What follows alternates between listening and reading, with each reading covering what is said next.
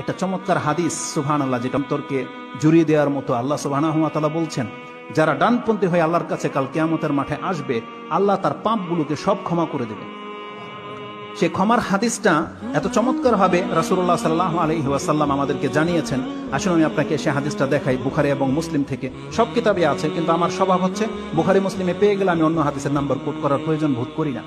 তো সাফওয়ান বিন মাহরিজ তিনি বলছেন, একজন তাবি, বাইনা ইয়াতুফু ইবনে ওমর, আব্দুল্লাহ ইবনে ওমর রাদিয়াল্লাহু তাআলা তাওয়াফ করছিলেন।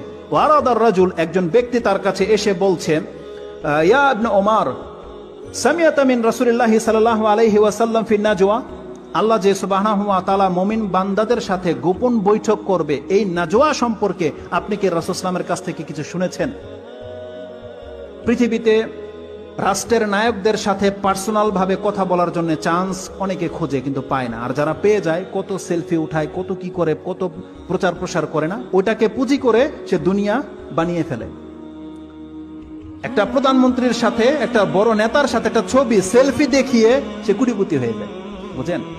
আর আল্লাহ সুবহানাহু ওয়া তাআলা প্রত্যেকটা মুমিনকে পার্সোনাল ভাবে এককভাবে সাক্ষাৎ করবে, একা একা। সেই নাজওয়া সম্পর্কে জিজ্ঞাসা করা হচ্ছে, সেটা পুরুষ হোক আর মহিলা হোক। এমন নয় যে শুধু পুরুষকে সম্মানিত করা হবে, প্রত্যেকটা মহিলাকে আল্লাহ সুবহানাহু ওয়া তাআলা ফেস টু ফেস তার বান্দির সাথে আল্লাহ সুবহানাহু ওয়া তাআলা কথা বলবে, এবং এমন ভাবে ঘিরে নেওয়া হবে, সেখানে আল্লাহ আর ওই বান্দা ছাড়া আর কেউ থাকবে না। এবং আল্লাহ সুবহানাহু ওয়া তাআলা এটাকে ব্লক করে দেবে, যাতে তাদের কথোপকথন কেউ শুনতে না পায়, তাদেরকে কেউ দেখতে না পায়। কারণ আল্লাহ সুবহানাহু ওয়া তাআলা এটা ওই অপরাধীর সাথে যদি কোনো ব্যক্তি করে, তার মানে আল্লাহ তাকে লাঞ্ছিত করতে চায় না, যদিও সে জানে যে এটা অপরাধী। সবার সামনে তাকে লাঞ্ছিত করা হবে, এটা আল্লাহ চায় না, তাই আল্লাহ তাকে পার্সোনালি ডেকে নেবে। সেই নাজওয়া সম্পর্কে জিজ্ঞাসা করা হচ্ছে। তখন আব্দুল্লাহ ইবনে ওমর রাদিয়াল্লাহু তাআলা তিনি বলছেন, সামিআতু রাসূলুল্লাহি সাল্লাল্লাহু আলাইহি ওয়াসাল্লাম ইয়াকুল, ইউদুনা আল মুমিনু মির রাব্বিহি, মুমিনকে তার রবের নিকটে করে দেওয়া হবে। আর মুসলিমের ভাষা রয়েছে, ইয়াদুনুল মুমিন, মুমিন তার রবের নিকটবর্তী হবে। হাত্তা ইয়াদা আলাইহি কানাফাহু, এমন কি যখন সে তার রবের কাছে যাবে, একটা চাদর তাদেরকে ঘিরে নেবে। কানাফা, আমি যেটা ভাবলাম, মুরগির বাচ্চা যখন দৌড় দিয়ে মুরগির নিচে যায়, এই যে ঝাপটা দিয়ে যে ডানা দিয়ে ঢেকে নেয় যাতে কেউ দেখতে না পায়, বলা হয়েছে আল্লাহর পক্ষ থেকে সে বান্দাকে এরকম ঘিরে নেওয়া হবে যাতে কেউ দেখতে না পায়। হাত্তা ইয়াদা আলাইহি কানাফাহু, তাকে ঘিরে নেওয়া হবে। কেন? ফায়ুকাররিরুহু বিযুনুবিহি, যাতে করে তার পাপগুলোকে তাকে দেখানো যেতে পারে। সে বান্দা যে পাপগুলো করেছে, এখন আমার যে অপরাধগুলো আছে, কোনোভাবে যদি এখন এতগুলো মানুষ সামনে প্রকাশ পেয়ে যায়, আমাকে শাস্তি দেওয়া লাগবে না, এখানে আমার লাঞ্ছিত হয়ে যাওয়ার জন্য যথেষ্ট। তাকে জাহান্নামে ফেলতে হবে না, সবার পুরো পৃথিবীবাসীর সামনে যদি দাঁড় করে দেওয়া হয় যে এটা এই পাপ করেছে, বলেন এর লাঞ্ছনার কি আছে? আমাদের সমাজে যারা আমরা পাপ করে, আমরা চাই না যে আমাদের সমাজে বা ঘরের মানুষ জানুক, এটা আমরা চাই, তাই না? কেউ চায় না যে আমাদের পাপ প্রকাশ পাক। তাই আল্লাহ সুবহানাহু ওয়া তাআলা তার মুমিন ডানপন্থী বান্দাদেরকে এইভাবে তার কাছে নিয়ে নিবে, ঘিরে নেবে, যে কোনো ব্যক্তি তো টেরও পাবে না, দেখতে পাবে না, শুনতেও পাবে না। কারণ আল্লাহ সুবহানাহু ওয়া তাআলা এই বান্দার পাপগুলোকে এখন দেখিয়ে দেখিয়ে স্মরণ করিয়ে দিবে, তুমি এই পাপটা করেছিলে। স্বীকারোক্তি নেবে, স্ক্রিনে তাকে দেখানো হবে। আলা কুল্লি হাল, যেভাবে আল্লাহ সুবহানাহু ওয়া তাআলা সক্ষম, তিনি সেভাবে দেখাবেন।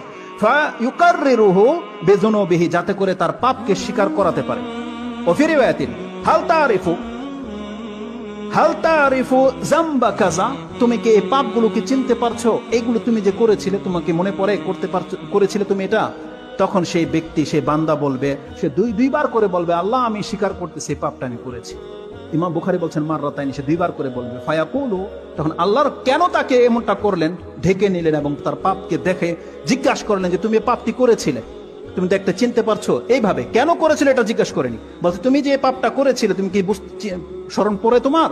এটাকে বলা হবে। তারপরে ফায়াকুলু, এখন তার রব তাকে বলবে যে কেন আল্লাহ এই ব্যবস্থা করেছে।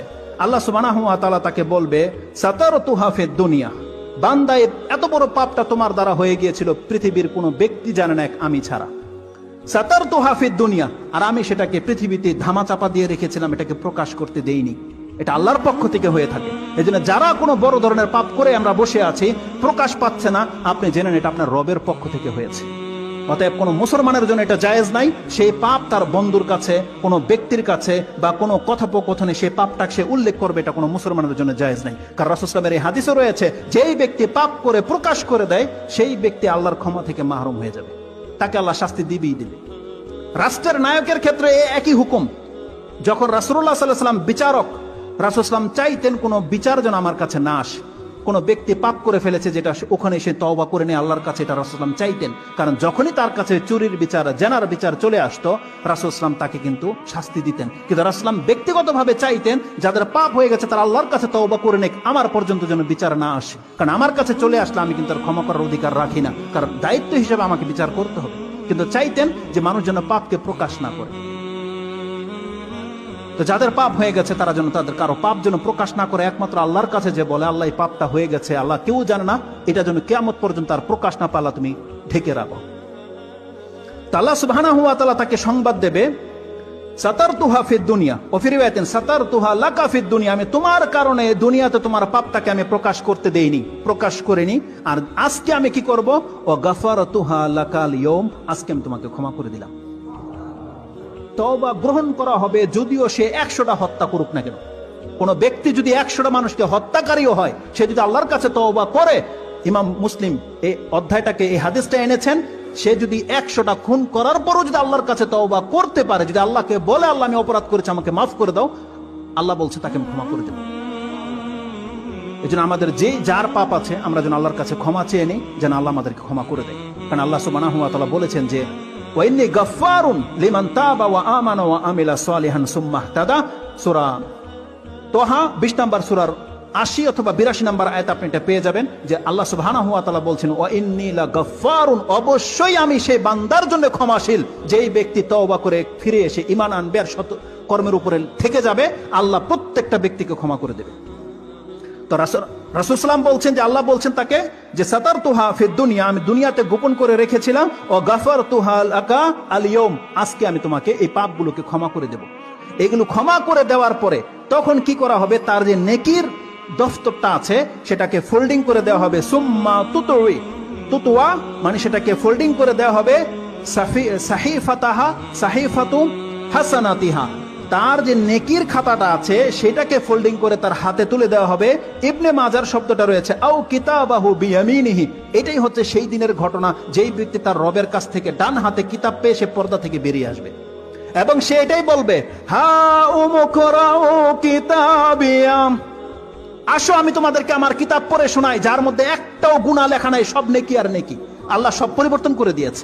সেই ব্যক্তি এলান করবে, ইন্নী জানানতু আন্নী মুলাকিন হিসাবিয়া, হ্যাঁ আমি জানতাম যে আমার রবের সাথে আমার সাক্ষাৎ ঘটবে, তাই আমি ভালো ভালো কাজ করেছি, আল্লাহর প্রতি আমার ধারণা ছিল। এই কথাগুলো আল্লাহ রেখেছে। আল্লাহ সুবহানাহু ওয়া তাআলা কাল কিয়ামতের মাঠে একজন ডানপন্থীর সাথে এমনটা করবে যে তার সমস্ত আমলগুলোকে মিটিয়ে দিয়ে শুধু নেকির আমলটা তার ডান হাতে ধরিয়ে দেবে যে তোমাকে আমি ক্ষমা করে দিলাম। ইমাম বুখারী রাহিমাহুল্লাহ এবং মুসলিম উভয় তাদের কিতাবের মধ্যে এই হাদিসটাকে এনেছেন।